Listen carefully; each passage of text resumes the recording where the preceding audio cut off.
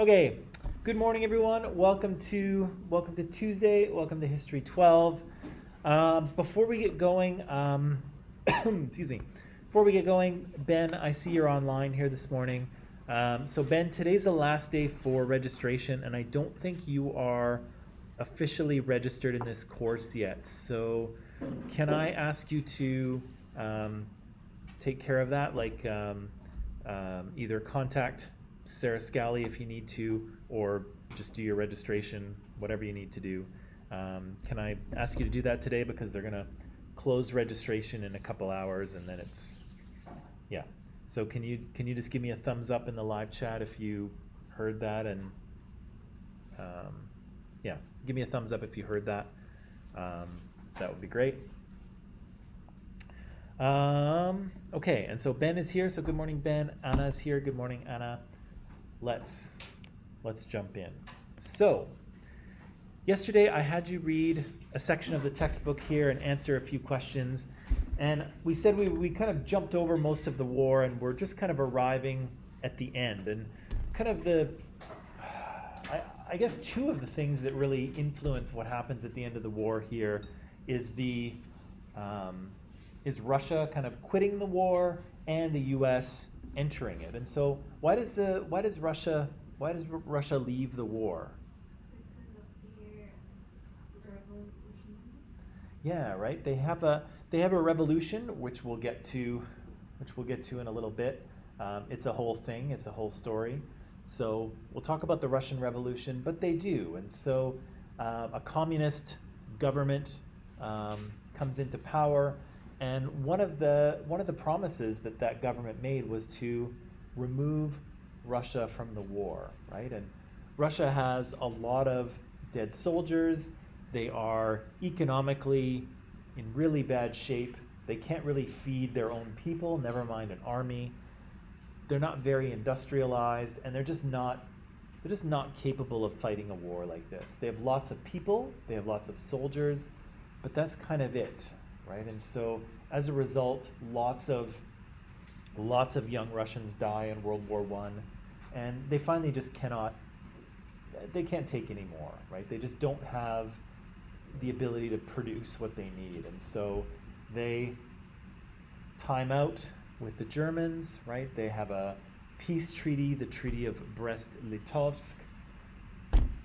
Russia gives up a bunch of their territory to Germany and pays them a bunch of money, and then they are out of the war, right? And so, again, Germany has defeated one enemy and now only has to deal with Britain and France. But of course, we know that the U.S. will join, right? And why does the U.S. join the war?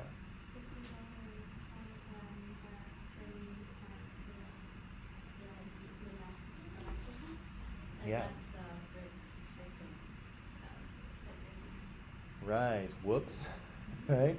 So, yeah. If you're going to send text messages like that, make sure they're encrypted, right? So Germany tries to get Mexico to attack the United States, right? They say, we'll support you if you want to attack, which of course they won't, because they're in trouble already. But that kind of angers the U.S. Yeah.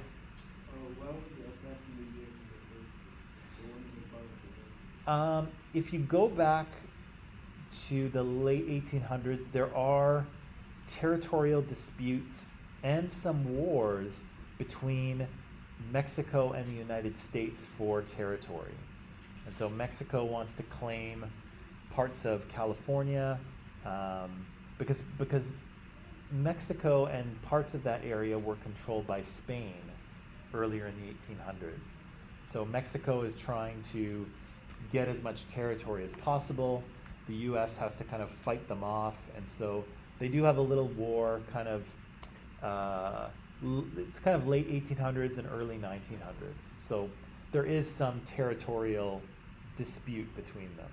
So it's not, for us, maybe it seems like it's totally comes out of nowhere, but it doesn't come totally out of nowhere. Yeah, Regina.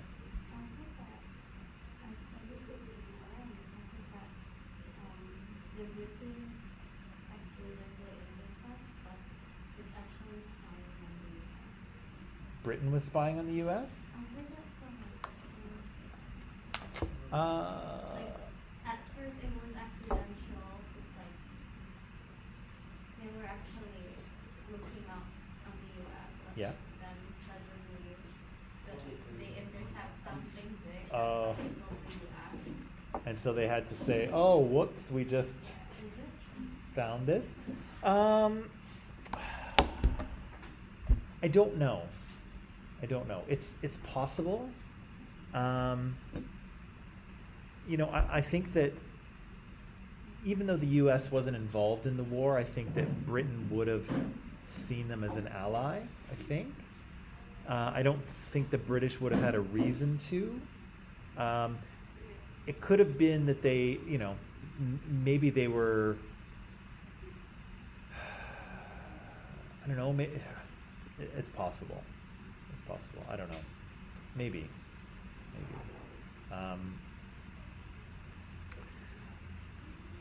Yeah, maybe. But either way, we know that didn't really work.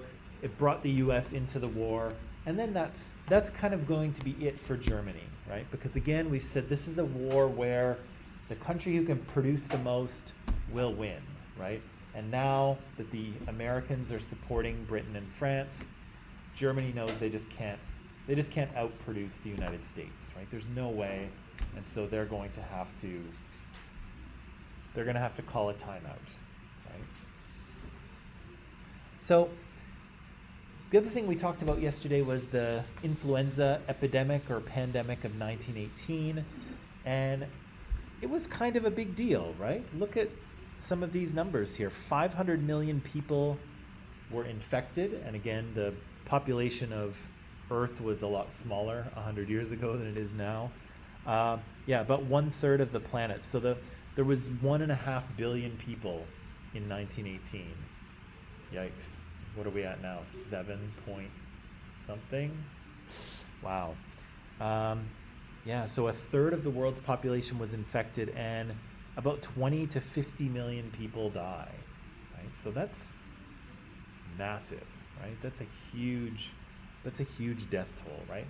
Deadlier than COVID, I would say, although I haven't seen the latest numbers. But again, this was a period where people couldn't really do the things that we can do today, right? They couldn't isolate the virus. They couldn't create a vaccine, and their treatments were kind of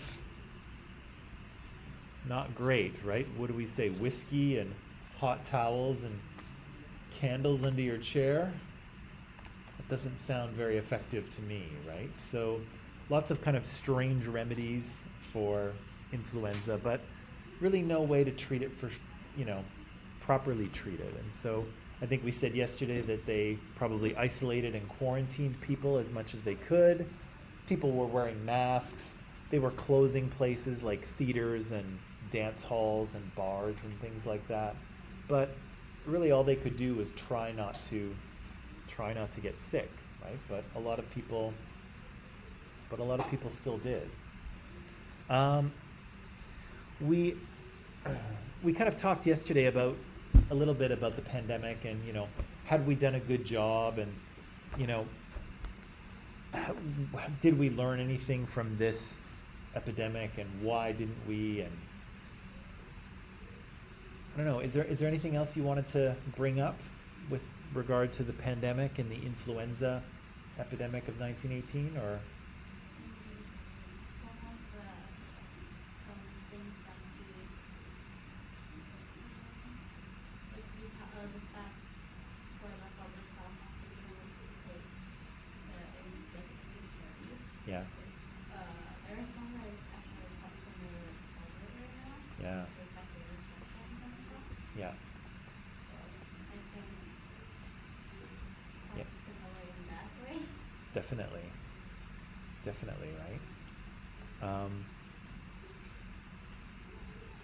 Yeah, I mean that's a simple and effective thing, right? Is to not put people in big groups in enclosed places together, right? And we did that, and of course we're still doing that, right? But it's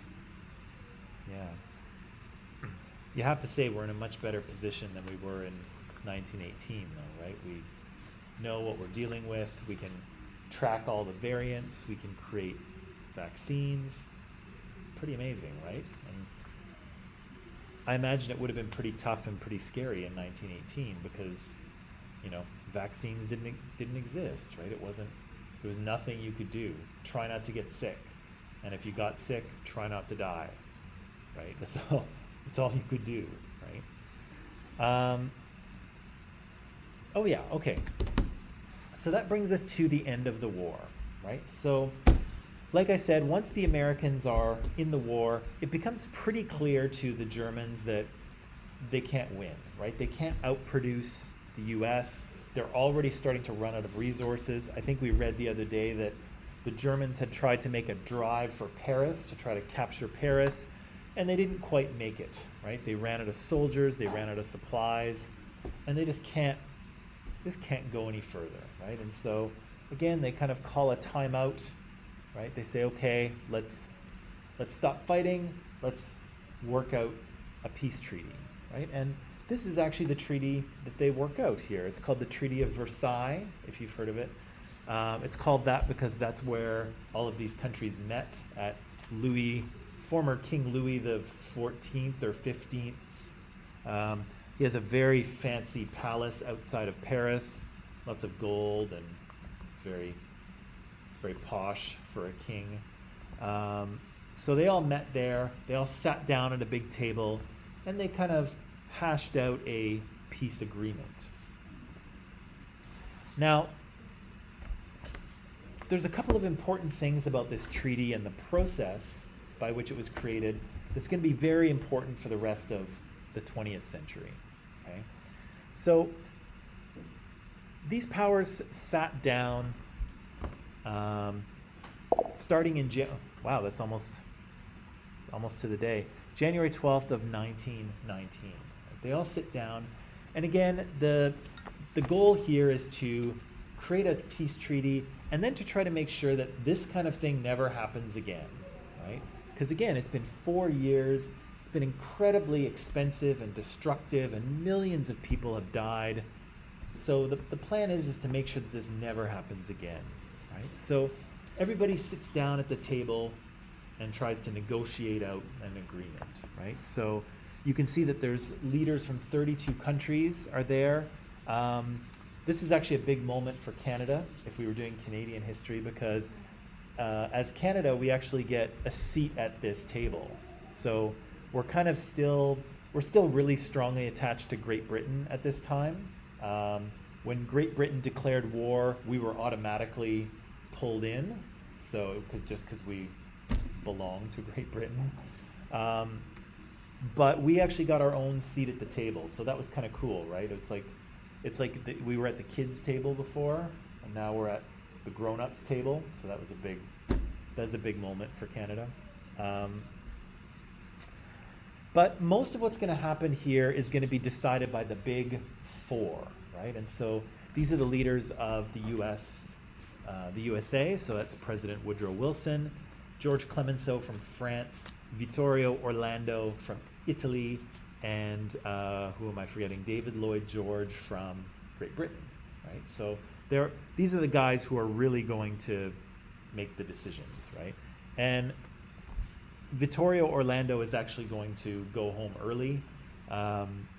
He has he wants a bunch of land from Germany and from Austria-Hungary that nobody's interested in giving him. And so he argues for it for a while, and then he decides, okay, screw this, and he goes home. So it's really the big three that will decide most of this: Britain, France, and the U.S. Yeah, and so here they are, hanging around outside Versailles somewhere. On the far left, that's David Lloyd George from Great Britain.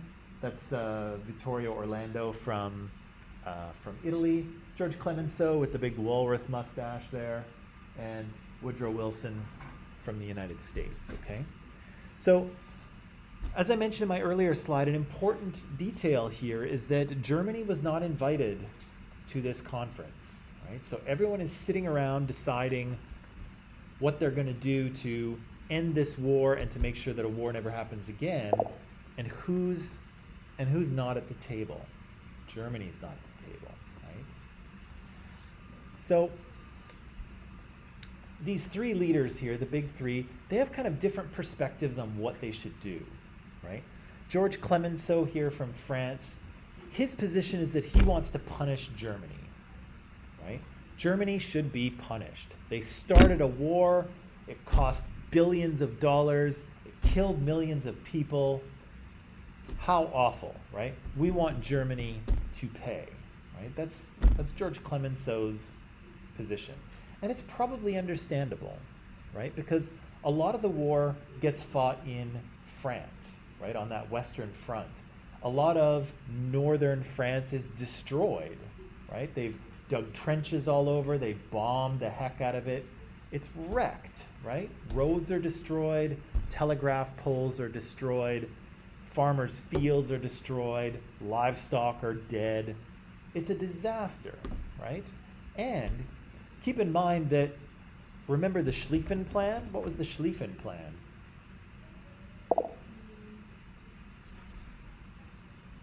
What was the Schlieffen Plan?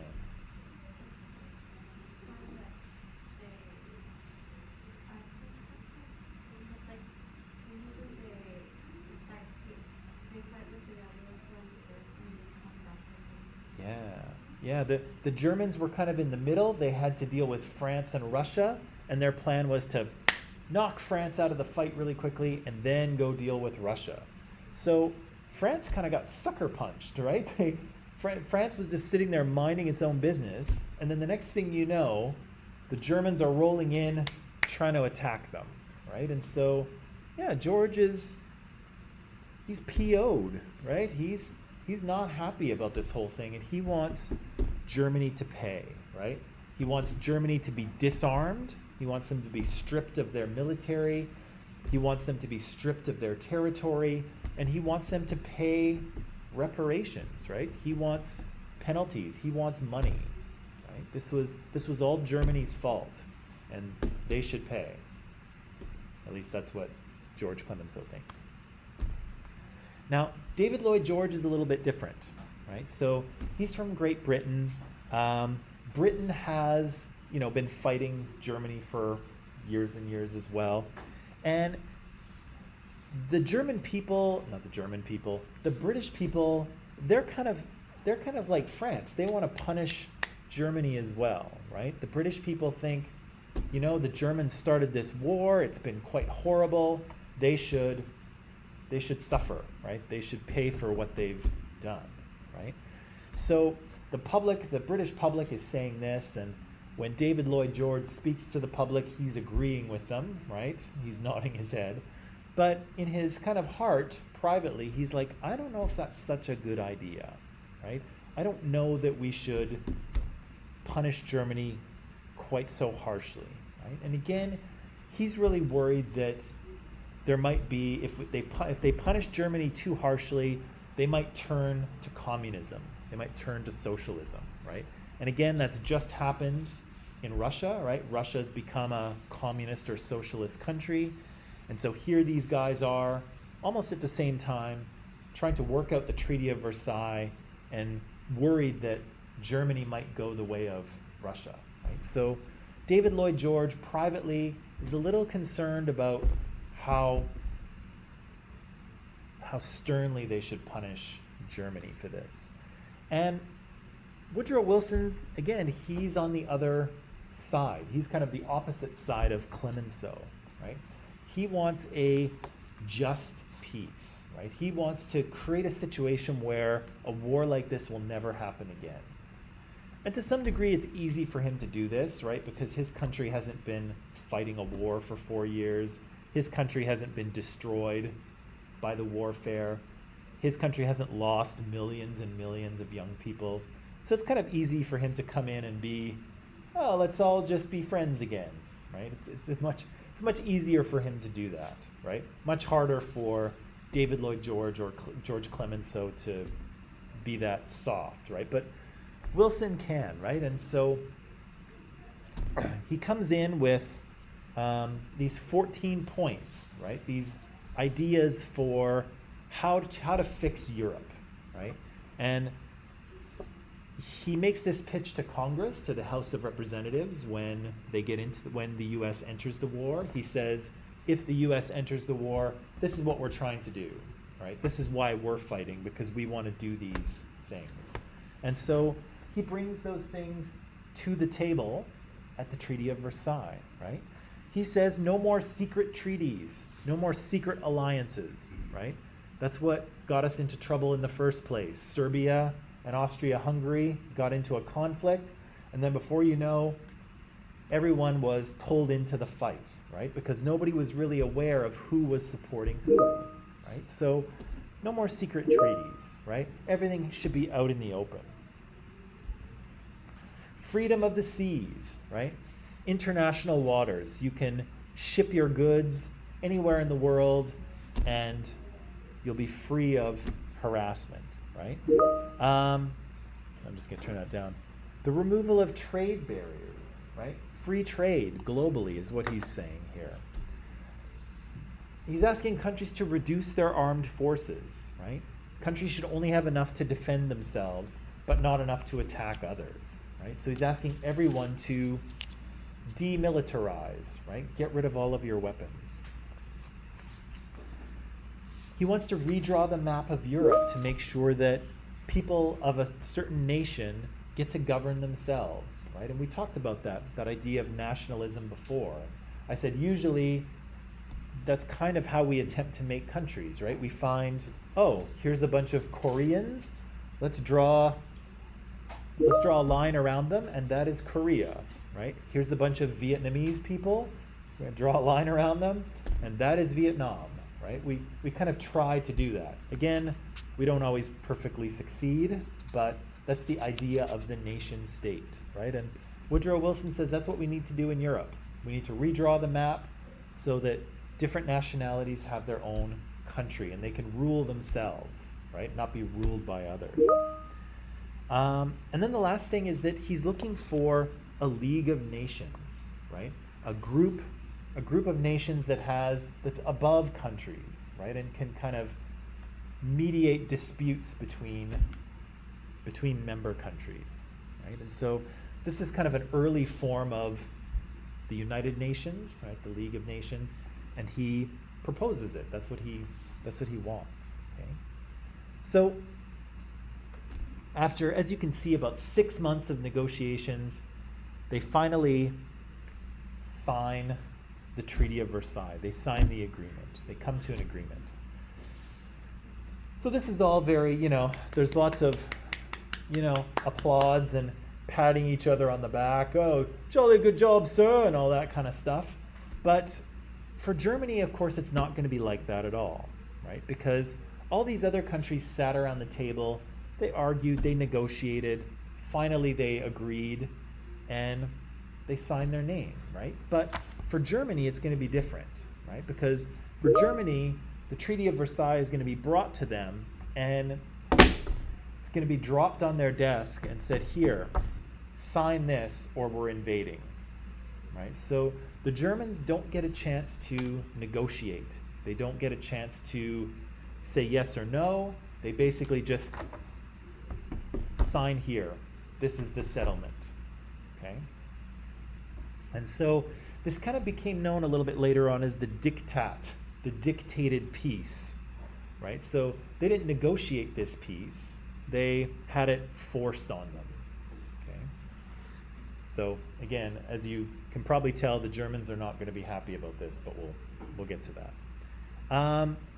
Here's some of the things that were in the Treaty of Versailles. This is a little too much detail for us, but I thought I would just put it up there anyway, okay? So they create a state of Poland, right? Poland is created, and it has access to the sea, because again, you need access to the sea to do your trading and shipping and things like that.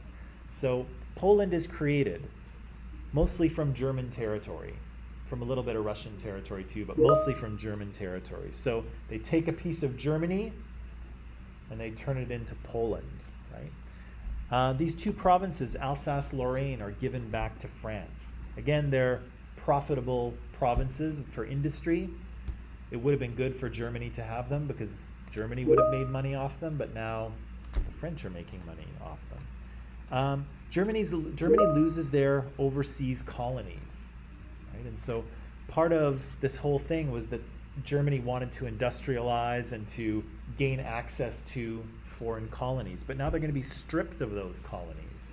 They're going to lose the colonies, and they're going to lose part of their territory in Europe, right? They're going to tell them that Germany and Austria can never join. They can never become one. They're going to redraw the map like this. And as you can see, there's all kinds of new countries created, right? So here's Germany. This was Austria-Hungary here. This was parts of the Ottoman Empire and things like that. But you can see all these new countries here, right? Hungary, Austria, Yugoslavia, Albania, Bulgaria, Romania, Czechoslovakia, Poland, Latvia, Lithuania, Estonia. All of these new countries are kind of created, and the lines are kind of drawn on the map, right? A brand new Europe is created, if you will. Yeah, cool so far? Regina, you looked like you were thinking something out there.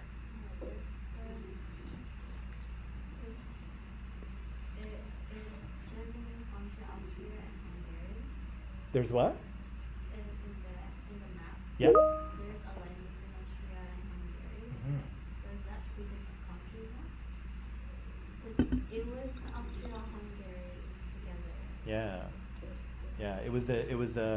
It was an empire, right? So it was all this kind of yellowy area here was all Austria-Hungary, and now, as you can see, it's been chopped into two, and lots of Austro-Hungarian territory has been given to other places, right? Brand new countries, right? There's Czechs and there's Slovaks here. There's Poles here. There's Romanians over here. There's a bunch of different ethnic groups in here, right? Serbs and Croatians and other Slavic peoples. There's Albanians and Bulgarians. All these people are kind of nationalistically different, right? Culturally and linguistically different. And so the idea here is to try to give them their own country, right? So this is a pretty radical redrawing of the map, right? A bunch of brand new countries that never existed before. Here you can just see some of what's happening in Germany. This is the Rhineland here, and Alsace and Lorraine. They're going to go back to France. This will belong to France. This will be controlled by France. There'll be no German military in here at all. The Germans are going to lose this area over here, right? It's going to go to Poland because Poland needs to access to the sea right up there, so they're going to lose that area as well. So they're losing lots of territory in Europe, and they lose their overseas colonies, right? They were basically stripped of their military, right? So all they could have was a small military force,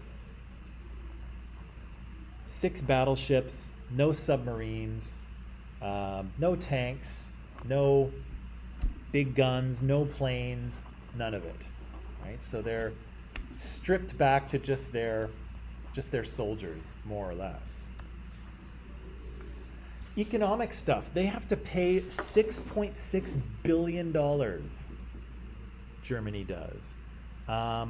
Plus, all of their coal from one of those regions in Germany has to go to France for 5 years. So there's a pretty big bill to pay here, right? A pretty big penalty.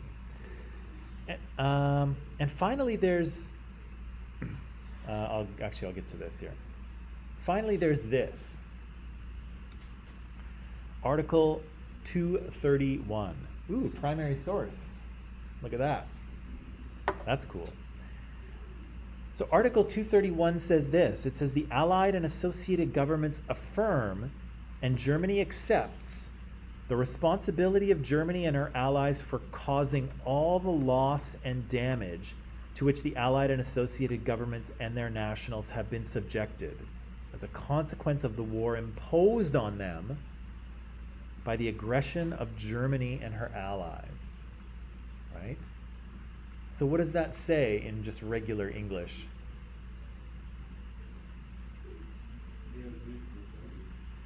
Germany's agreeing to the terms, yes, but what are they also agreeing to? What does this thing say? Hey, Germany. Yeah, that they're responsible. This is all their fault, right? This is all Germany's fault.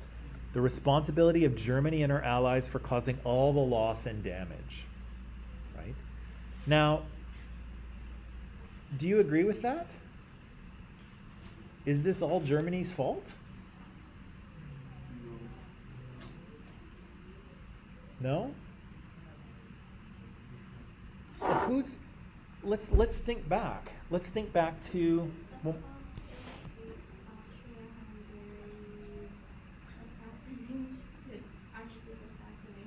right. That was the start, right? And so we said that the war was kind of sparked by the assassination of the Austro-Hungarian Archduke by a Serbian nationalist or terrorist organization, whatever you want to say. That's what sparked the whole thing, right? So, I don't know, is this true? Do you agree with this? Is this fair to blame Germany for everything? Yeah, because we said there was all kinds of causes, right? There was everybody was building up their military. Everybody was creating alliances as much as they could, right? There was that unrest in the Balkans. There was the conflict between Austria-Hungary and Serbia. There was an assassination. And I don't know that Germany had much to do with a lot of those things, right? They certainly didn't start the war. They were pulled into it. But here, Germany is made to be responsible, right? That's what this article says. Germany, this is all your fault, right? You did this. How do you think the Germans felt about that? How would you feel if you were a German citizen and you read that? You'd be what? Yeah, right. That's not cool, right? That's not what happened, right? And we know it's not what happened. But again, it was in the treaty, and Germany had to sign it. They had no choice, right? And so they did. Now, before we get to the German response, the American response was actually kind of funny as well, because Woodrow Wilson here, the president, he kind of had a lot to do with the end of World War I, right? The U.S. entering the war probably is what caused Germany to tap out, right, and say, okay, let's talk about this. And he had his 14 points, and a lot of those points made it into the final agreement. So Woodrow Wilson has a lot to do with how this actual agreement looks. But interestingly, when he took it home, Congress didn't like it, right? So the House of Representatives, they didn't want to sign it, and they didn't. And so what they did was they kind of went to Germany privately and said, okay, we're just going to sign something that says we're not at war anymore. And so they did. They signed it and said, we're not at war with you, you're not at war with us, it's all over.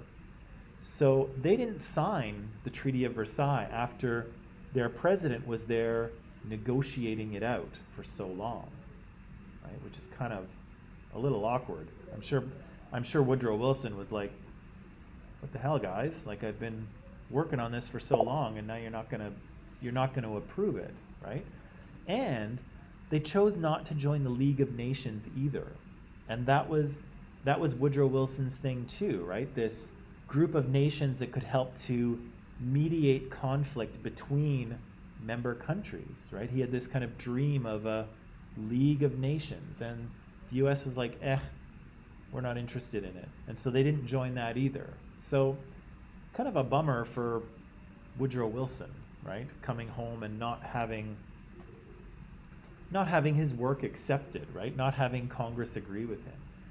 Again, I'll point out here that the America of 1918 is not the America we're familiar with, right? The America we're familiar with sticks their nose in everyone else's business, right? Sometimes that's good, sometimes it's not good, right? But here, that's not the America that we're dealing with. This America is very isolationist, right? They're like, no, we don't want to be involved in a League of Nations. We don't want to be dealing with conflicts in Europe or Asia or wherever the heck. We just want to do our thing, right? We're busy doing American things here. We don't want to be sucked into all that stuff, right? And so, yeah, they choose not to join the League of Nations either. So kind of a letdown for poor Woodrow, right? But for the Germans, as you might accept, they were pretty unhappy with the outcome here, right? Number one, they were looking for, well, really they hated having to take responsibility for the war, because I think we all agree that it's really not their fault. Or if it is, they're just as at fault as Russia or France or Britain or whoever else, right? Everyone has some responsibility here. It's not all Germany, but Germany had to take responsibility. They had to be the bad guy, right? The Germans didn't really like that. The other thing they didn't like is that they didn't even get to negotiate, right? They weren't even invited to the Treaty of Versailles negotiations, right? They just got the final version and they were told to sign it. Not very happy about that. Finally, they felt that they didn't even lose the war, right? Because basically people were fighting, right? Shooting away at each other. And then Germany called and said, okay, let's stop shooting at each other. Let's talk it out. Let's come to an agreement, right? So they didn't surrender. They weren't overrun, right? Like the Allied armies didn't pour into Germany and capture the German army and take control of the country. That didn't happen. They were fighting, and then the Germans said, okay, let's talk. Let's work something out, right? So the Germans felt that they actually weren't beaten. And actually, they felt for a while that they were winning, because Russia just left, right? Russia just bailed on the war. So the Germans were like, all right, we beat the Russians. Now all we got to do is beat the British and the French, and we're good, right? And then there's a timeout, and then the next thing you know, they have to sign a peace treaty saying that this is all their fault. They have to pay all this money. They won't have a military. They can't unite with Austria if they want to. They're going to lose a bunch of their territory. They got screwed, right? Would you agree? Yeah, they got totally screwed, or at least that's what the Germans felt, right? And so here, this is from another primary source. This is from a German newspaper, the day that the treaty was signed. See the date, June 28th, 1919. Vengeance, German nation. Today in the Hall of Mirrors, that's in the Treaty of Versailles. Today in the Hall of Mirrors, the disgraceful treaty is being signed. Do not forget it. The German people will regain their place amongst the nations to which they were entitled. Then will come vengeance for the shame of 1919. Whew. Doesn't sound like everyone's happy, does it?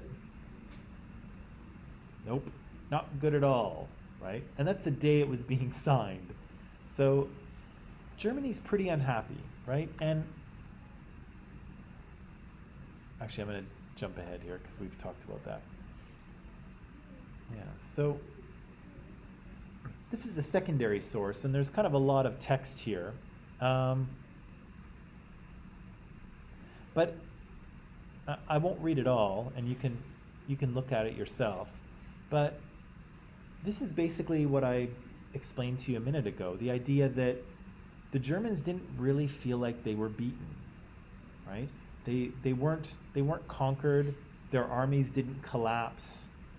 You know, they weren't invaded. They were simply fighting one day, and then it was a timeout, right? And so many of the Germans were furious because, again, they felt like they didn't lose the war, and they felt like, what happened, right? We were on a roll. We were winning. We just beat Russia. Now we're not fighting, and we have this treaty that says it's all our fault, and we owe everybody all kinds of money. What happened, right? How did that happen? And so, yeah, people were upset, right? And again, people were writing and saying stuff like this, right? It's Franz Fischer. Oh, okay. So that brings us to the end of World War I, the Treaty of Versailles, and I'm sure something like that will never happen again. Except like 20 years later when it does. But before we go on, let's take a little break, and then when we come back, we'll do some critical thinking stuff, okay? Okay.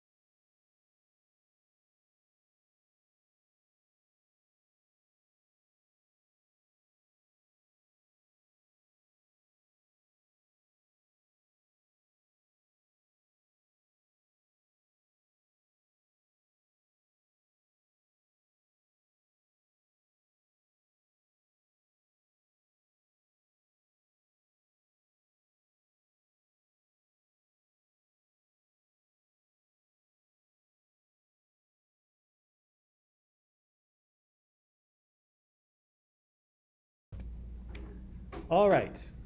So, there we go. So just before we start back here, Ben, again, if you want to be registered in this class, and I think you do, I hope you do need to register by today. So either register or talk to Sarah about that and figure it out, because registration, the door is closing today. Okay, so you do need to do that. Please do that. Yes, please. Okay. So next,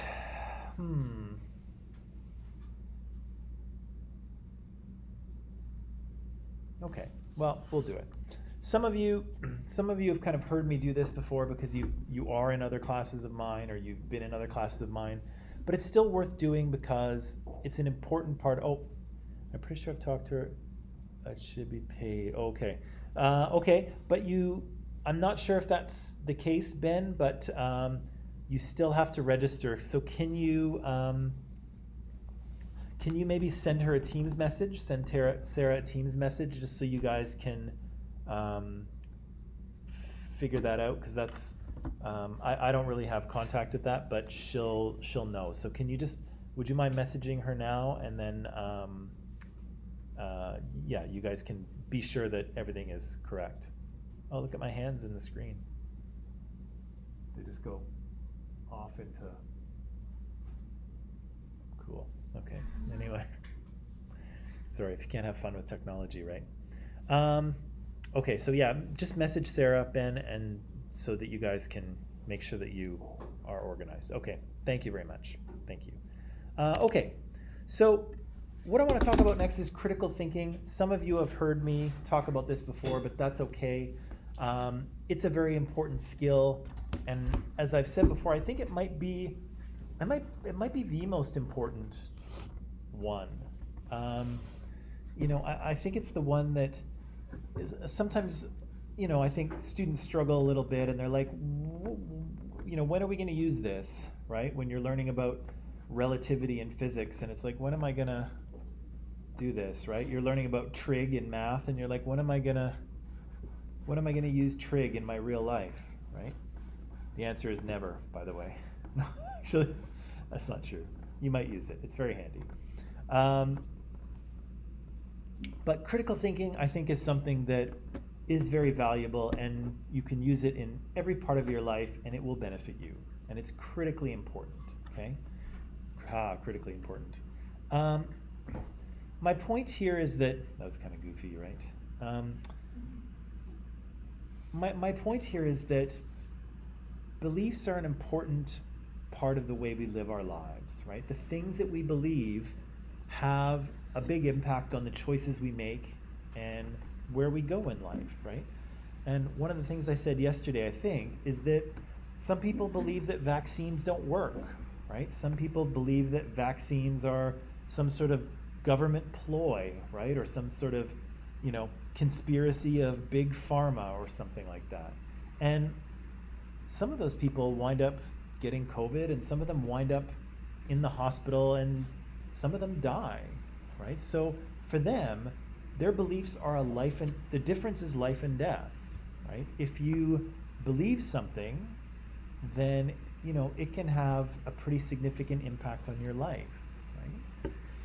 If you believe that going to university will benefit you, right? If it will get you a good job that maybe you enjoy and contribute to, living a satisfactory life, then you're going to go and get more schooling, right? And that's going to be expensive, and it's going to be a lot of work.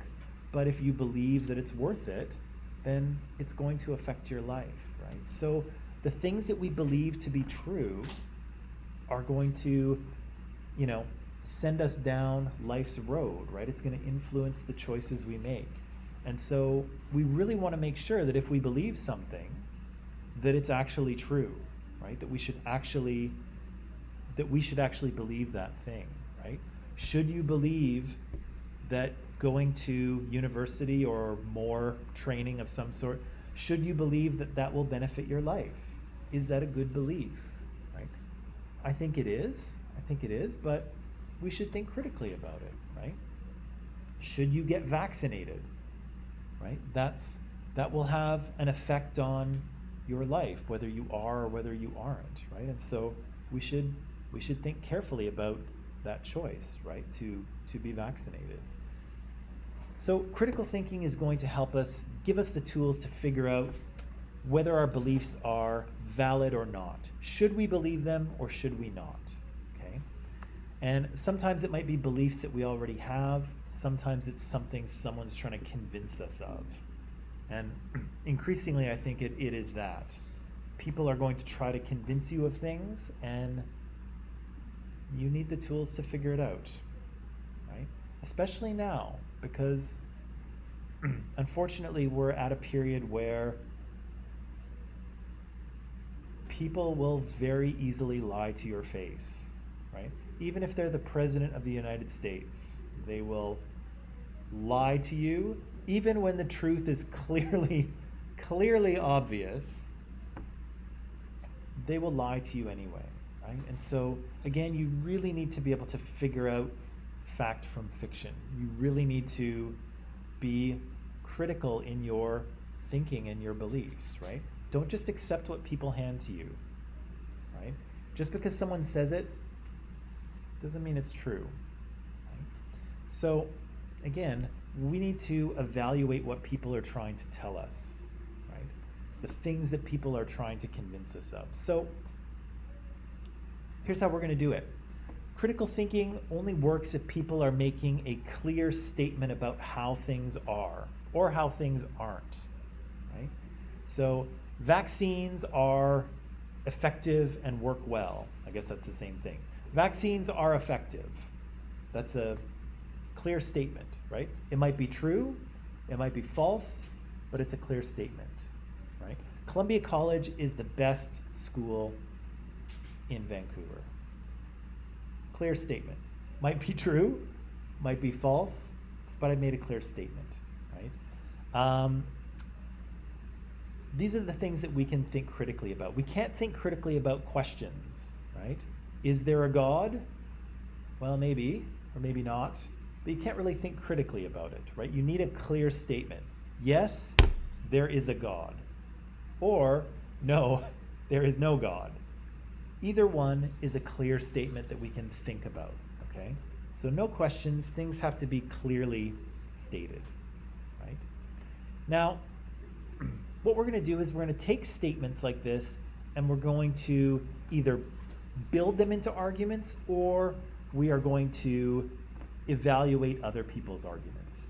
And again, arguments aren't bad things, right? They're not like, your siblings or your parents when you're upset with each other. It's not that kind of argument. It's the one where you're trying to build a case, right? And again, this is something that you will probably do in any field you enter into, right? If you wind up being an academic, academics make arguments all the time. Want to be a lawyer? Yeah, lawyers make arguments all the time, right? Salespeople make arguments all the time. Here, you should buy my product. Let me tell you the 3 reasons why, right? People trying to sell you are trying to make an argument, right? You're at your job in another, 10 years, and it's time for a raise, time for a little more money. Hey, Mr. Boss person, I think I need a raise. Here's why, right? You've got to make them a good argument. You can't just get more money for nothing, right? You've got to convince them. And so you can use this all over. And indeed, if you're writing papers, particularly if you go to university, you will need to structure your papers according to an argument, right? That's a lot of times what happens with students when, have you ever done this where you have to write a paper and so you get out your laptop and you're like typing and you get to a certain point and then you're like, okay, I don't know what to write. You just get kind of stuck. You've done that, right? I've done that a bunch of times. And again, the reason why you get stuck is because if you don't really know what you're arguing, you don't know where your paper is going, right? You don't really know the path that it's taking. And so you kind of type from, just inspiration or whatever you're thinking about, and you type and type and type.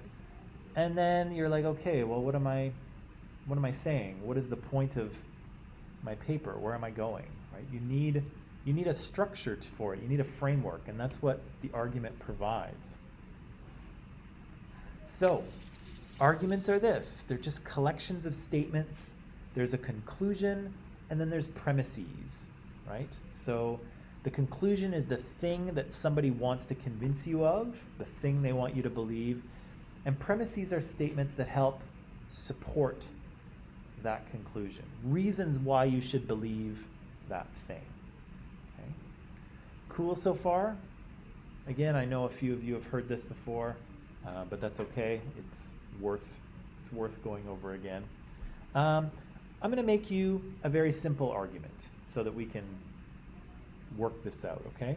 And it's going to have to do with these creatures right here, okay? This was my cat. This is Sesame. Sesame lives with Miss Jamie now because my fiance is allergic to cats. But sometimes I still get little picture and Instagram updates. So she's doing okay. I miss her, but she's okay. So here's my argument. It's a very simple one, and it is this. Cats make better pets than dogs, okay? And I know this came up in social justice the other day, but this was actually my argument from last term. But cats make better pets than dogs. That is my conclusion. That's what I want you to believe. Here are my three premises. They make better pets than dogs because they are inexpensive to feed and to maintain. Okay? They don't cost a lot. My second premise, they're better pets because you don't have to take them out multiple times a day, especially when it's cold and snowy. And third one is that they are loving animals that will improve your quality of life. Okay? Those are my three premises. It's a very simple argument that I made here. You don't have to. Now, our first task is not to jump to conclusions, right? So you may see my conclusion and you may be like, they sure are, cats are the best. The end, right? Or you may say, no, Mike, you're crazy. Dogs are far, far superior to cats. Cats are the worst. Forget it, right? But as good critical thinkers, we don't want to jump to that conclusion, right? We want to, let's work it out. Let's evaluate the argument. So, we're going to evaluate this argument in two ways, okay? First, we're going to see if the premises logically support the conclusion. And then we're going to see if the premises are true, okay? So, what do I mean by logical support? Well, is the premise a reason why someone might think that cats are better than dogs, okay? So, for the first premise, might someone think a cat is a better pet than a dog because they're less expensive to feed and maintain? Is that logical? Yeah, right? It's not the only reason, right? Some people might not care, right? Some people are like, I don't care how much, I've got lots of money, I'm going to have whatever animal I want, right? But might someone choose a cat over a dog because they are cheaper to maintain? I think they might, right? So this is good logical support for my conclusion. You don't have to take them out multiple times a day. Is that a reason why someone might prefer a cat to a dog? Yeah, right? As someone who had a dog when I was younger and had to take them out 5 or 6 times a day, sometimes in -20 weather because I lived in Edmonton. Yeah, like sometimes it's nice when the cat just goes to the bathroom on its own and you don't have to, you don't even have to pause your Netflix, right? The cat just takes care of itself. So that's a reason why someone might choose a cat over a dog. What about the third premise? They're loving animals that improve their owner's quality of life. Might someone choose a cat over a dog if it was a loving animal that improved their quality of life? Yeah, it's true, right? Or that's a logical support. Okay, second part, are all these premises true, right? First premise, are cats less expensive to feed than dogs? Is that true? Regina's giving me a bit of a look. What are you thinking there? What if it's like a really small dog? Right. What if it's a tiny dog? One of those ones that, women like to have in their purse kind of thing, right? Okay, so certainly there are small dogs that eat less, and they probably are more comparable to cats. So that's true. This premise isn't going to work for all dogs. And so if you're someone who wants a small dog, maybe this premise doesn't entirely hold true for you. Would you say that it's true kind of on average? Would you say on average that cats are less expensive to feed than dogs? On average? Yeah. I think so, right? The average dog is bigger than the average cat, yes? Yeah, because cats are all kind of, about this big, right? They're the size of a loaf of bread kind of thing, right? Dogs, of course, can be very tiny or they can be very large. An average dog might be, I don't know, about that tall, maybe? Yeah. But that would still be bigger than a cat, and it would probably eat more. So this premise is not 100% true, right? It's not true for everybody and every dog. Is it mostly true? Or true on average? Will you give me that at least? Yeah. Okay. So this one's true on average. It's not bulletproof, ironclad. It's probably mostly true, but not always true.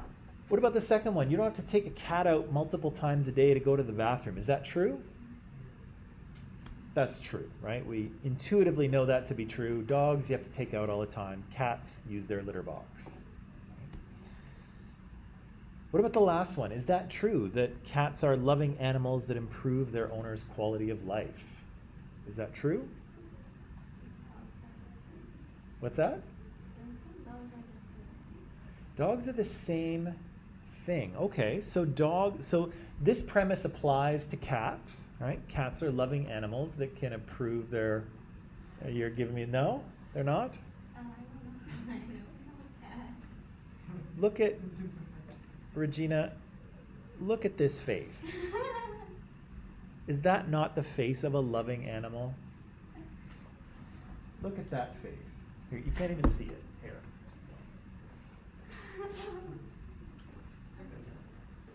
Is that not the face of a loving animal? Come on. She's adorable. Okay. So this premise here, let's see, where are we here? So this premise here is kind of, maybe not, right? There are some cats that are not friendly, right? There are some cats that are friendly, like Sesame, right? Dogs seem to have a better reputation of being loving animals, right? So this one's kind of maybe true, right? It depends on the cat. And also, this is a tough one to have it feel true because dogs have such a reputation of being so loving, right? So this might not be the best premise. It's probably true, but for some people it doesn't feel that way, right? Some people feel that cats are not friendly. Many people know that dogs are. It's true that I know that most cats are introverted.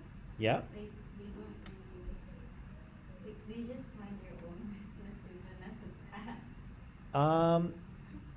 That depends too, right? So she was actually very affectionate, and she'd always come and sit with me and talk to me, and so she was, I thought cats were like that too. I thought they just, did their own thing. They weren't really interested in what you were doing. She was a little bit different, but again, it kind of depends on the cat, right? So yeah, that premise might be kind of so-so, right? True for some cats, not true for others. Dogs have a better reputation of being loving. So, yeah, okay. Maybe true sometimes. Okay. So, here I have an argument. Is this Is this a solid argument? No, it's probably got a few holes, right? It's probably not. Maybe I could have come up with some better premises. It's okay, right? It's okay. It holds together. Now,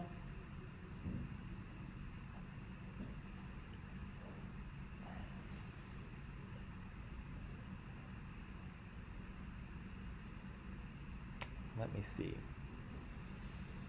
So it's important with our arguments that the premises are true and they are logical support for their conclusion, right? So if I said, for instance, let's say, okay, what would be another premise I can add on here? Okay, here's a fourth premise for you, okay? So cats make better pets than dogs. They're inexpensive to feed. You don't have to take them out multiple times a day. They're loving animals that will improve your quality of life, and they poop gold. They poop out gold. Okay, that's my fourth premise.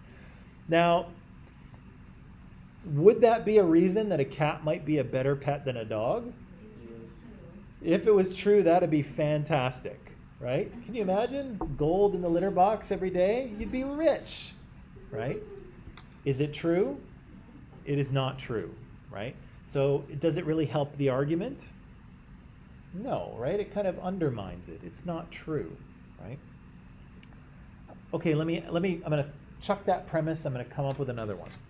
Cats make better pets than dogs. They're inexpensive to feed. You don't have to take them out. They're loving animals. And in ancient Egypt, cats were revered as gods. Now, is that premise true? Kind of, right? That's kind of a true fact about the history of the cat. Is that a reason why someone might choose it as a pet or decide it's a better pet than a dog? I think it's according to the You think it's, if they really care about that. if you thought that was really cool? Yeah. Yeah. The average person, would the average person choose a cat over a dog for that reason? Probably not, right? So again, that premise is true, but it's not really logical support for the conclusion. It's not really a reason why someone might choose a cat. Maybe the odd person, right? Maybe someone who's really into like witchcraft and the arts or something, I don't know. But it doesn't really help the argument, right? So our arguments have to have premises that are true and that logically support the conclusion. They have to do both of those things. Otherwise, they're just like extra detail hanging off the argument, and they don't really do anything. They don't help us convince anyone. Is the fact that, cats were gods in ancient Egypt, is that kind of cool? Yeah, it's kind of a cool, it's kind of a cool detail, right? Kind of a neat fact, but it doesn't really help us convince anyone, right? And similarly, the idea that cats poop gold would help us convince someone, but it's not true, right? So it doesn't help our argument. So where are we here? Yeah, so that's it. Okay. Before we get to that, I'd like to give you maybe 3 minutes, maybe 4. I'll give you 4 minutes. And what I'd like you to do is come up with your, is that going to work? Oh, there we go. I guess I'm giving you 3 minutes. I'd like you to come up with your own argument, okay? It can be an argument about anything you want: sports, music, school, politics, food, pets, anything, okay? Anything you want. Technology, anything. If you can have maybe 3 premises, that'd be great. And of course, make sure that it's a valid argument, right? That the premises are true and that there are reasons why someone should believe what you're telling them, okay? So take a few minutes, come up with a quick argument. Can be about anything. If you've done this exercise with me before, come up with a new one, not the same one. And yeah, just take a few minutes, and then I'll be curious to hear what you can come up with. Again, it can be very simple. My cat argument is pretty simple, right? Some of you may have seen me do a coffee argument. That's pretty easy too. So just a simple thing, okay? Take a few minutes, come up with something. You can do it. I have faith. And you, and you, and you.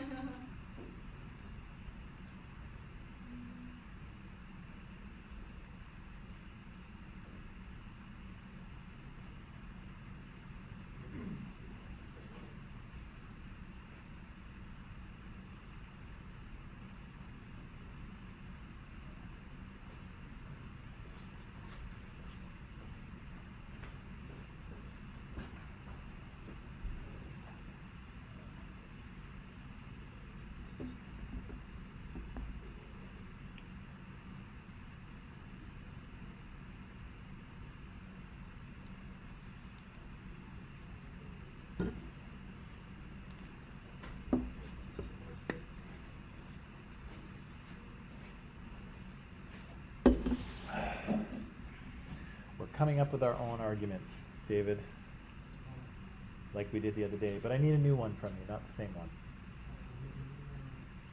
New argument on anything.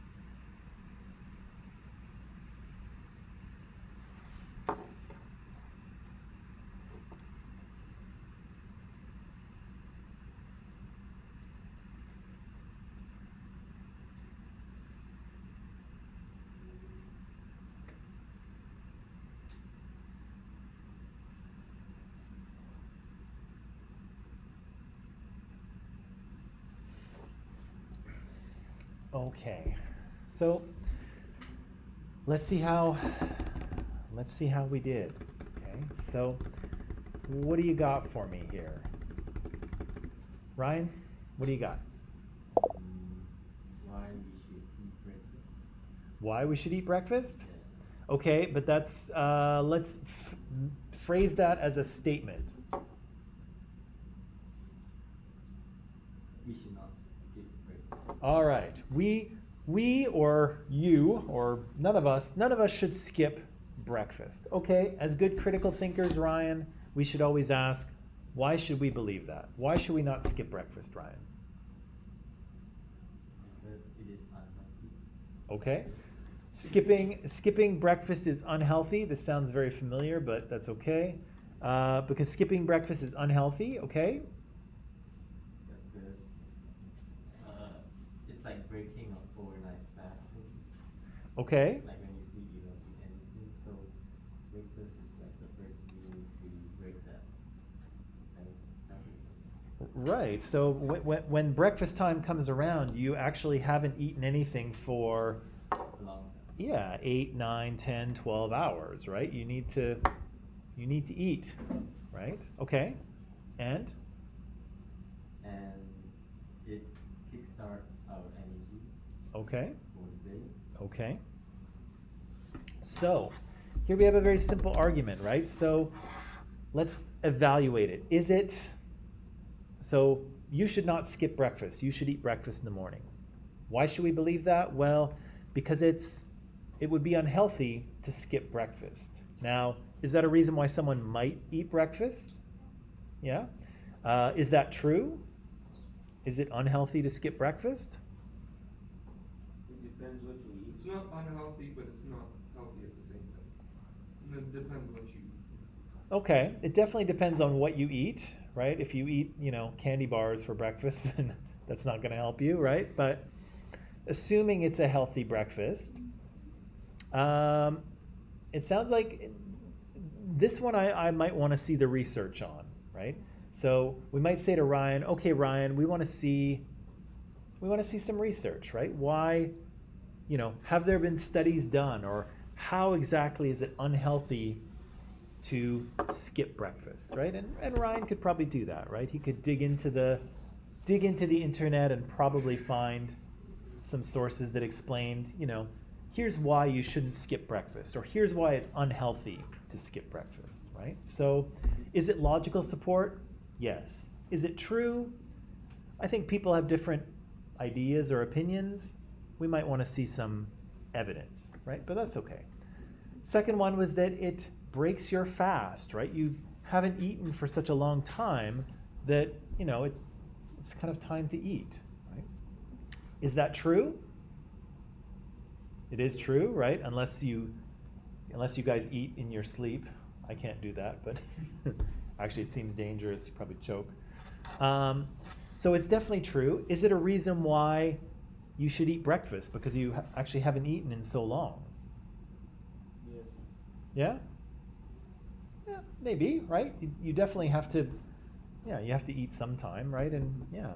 And that probably leads into Ryan's third premise, is that it kind of kickstarts your metabolism and gives you energy for the day, right? Is that true? I think so.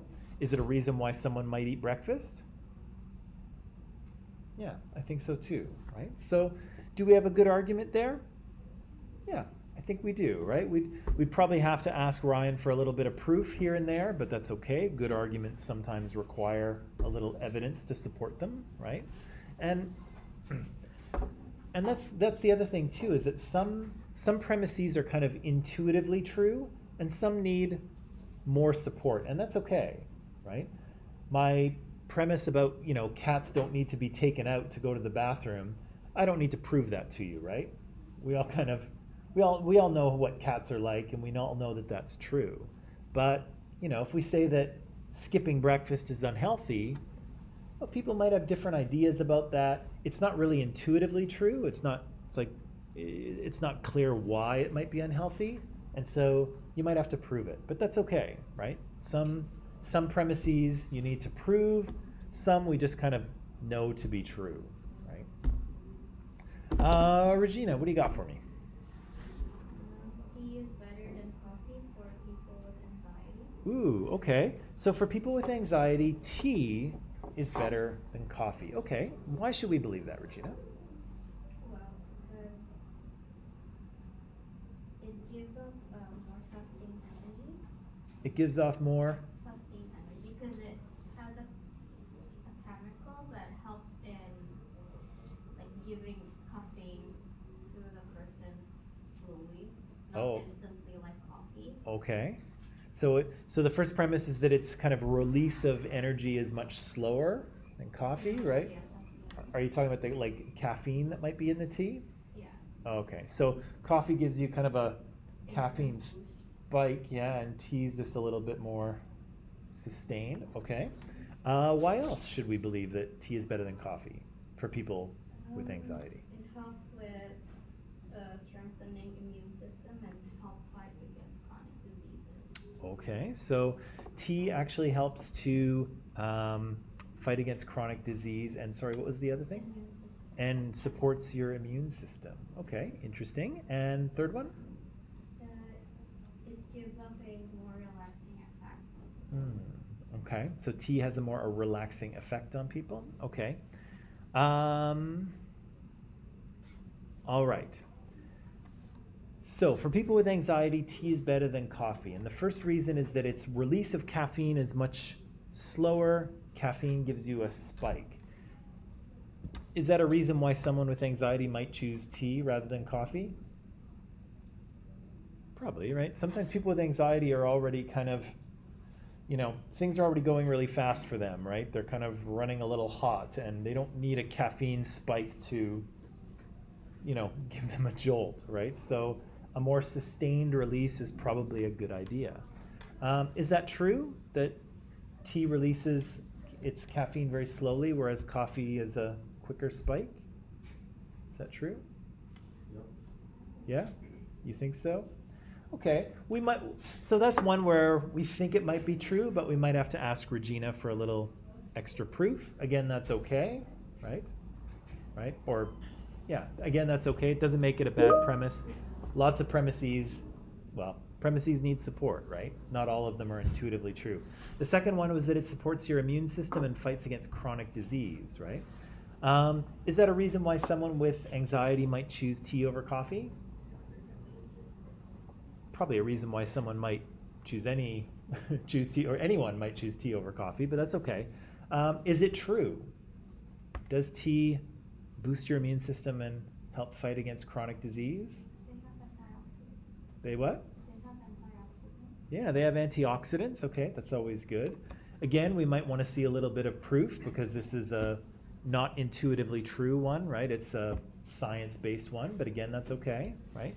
And your third one, sorry, Regina, was? It gives off a more relaxing effect. It gives off a more relaxing effect. Is that a reason why someone with anxiety might choose tea over coffee? I would think so, right? Is it true? Yeah, it probably is, right? I don't know how we would go about proving this, right? This might be kind of a personal preference thing, right? Some people, I don't feel particularly, I feel pretty relaxed when I drink my coffee, I think. Pardon me. I drink tea in the evening with no caffeine in it, just so I'm not awake all night. But I think that might be true. I don't know. We could do some research, or we could ask around. We could probably find out, but maybe it's mostly true or true for some people. So do we have a good argument? Yeah, not bad, right? Not bad at all. Okay, so obviously we're out of time here, so I'm gonna push pause on this. Tomorrow, if you remember your argument. We'll take them up first thing, and then we'll kind of continue on with what we're doing. Okay, so thank you all very much. Have a nice afternoon. I will see you tomorrow. Okay. All right. See you.